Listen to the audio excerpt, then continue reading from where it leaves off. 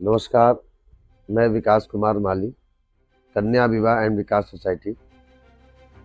आप तमाम दर्शकों से एवं मीडिया बंधुओं से आग्रह करना चाहता हूं कि किसी भी तरह का अफवाह या गलत मैसेज संस्थान के बारे में न दें।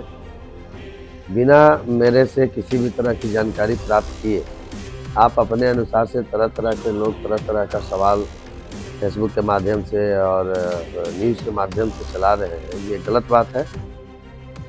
अगर आप लोगों को लगता है कि यह सामूहिक विवाह का आयोजन करके अगर मैं गलत किया हूँ, तो आप लोग पर्सनली मेरे से आके बात पूछें या मेरे से कोई जवाब लें। मैं जवाब देने के लिए तैयार हूँ, चाहे वो लिखित हो चाहे मौखिक हो। लेकिन अब बताइए, सामूहिक विवाह हुआ, विदाई के समय सारे लोग विदाई होने के भीड़ में समझ सकते हैं। अब उसमें क्या किए, बहुत सारे लोग अपना कोई गोदरेज लेके भाग रहा है, कोई पलंग लेके भाग रहा है, उसका पावा वो ले गया, उसका पार्टी ये ले गया।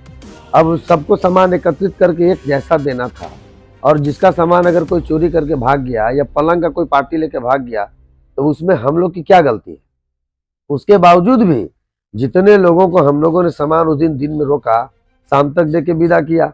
एक दिन में 350 का सामान बांटना क्या संभव है? वो भी एक आइटम नहीं है, कम से कम 10-15 आइटम है एक लड़की को, और वो भी बड़ा बड़ा आइटम है। पलंग है, गोदरेज है, पलंग में प्लाई सेट करना पड़ता है, उसका पावा पार्टी का नट बोल्ट सब देखना पड़ता है। उसके बावजूद भी हम लोगों ने 40 सामान उस दिन बांटा, 70 सामान हम लोगों ने कल भेजा। आप लोग पता कर सकते हैं। अगर आप लोगों को इस सब शक की दायरा में आ रहा है कि सामान नहीं बांट रहे हैं, तो ये सब गंदा अफवाह न उड़ाएं। अफवाह उड़ानी होगी तो हफ्ता दिन 10 दिन का टाइम है, उसके बाद आप लोग जांच कीजिए ना। हम तो सभी पदाधिकारी के यहाँ भी दिए हुए हैं, उसका एक कॉपी है कि इतना संख्या में हमारा रजिस्ट्रेशन हुआ है लड़कियों का, जिसमें मैंने बाल विवाह के रूप में इतना छांटा है, दूसरा विवाह के रूप में भी कुछ लोग छटाए हैं, कुछ लोग लहंगा और शेरवानी खोल के भी भागे हैं। तो आप लोग गढ़वावासी मुझे सपोर्ट करें कि मैं बाल विवाह और दहेज प्रथा को समाप्त करने में सफल हो सकूं, या वैसे अनाथ गरीब माता पिता जो अपनी बेटी की विवाह नहीं कर पा रहे हैं, वैसे लोगों का मैं विवाह कर सकूं।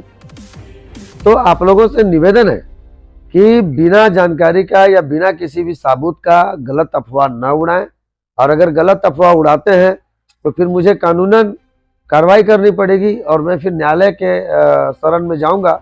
उसके बाद फिर उनका जो भी निर्णय आएगा उस पर मैं किसी से बात करूंगा। धन्यवाद।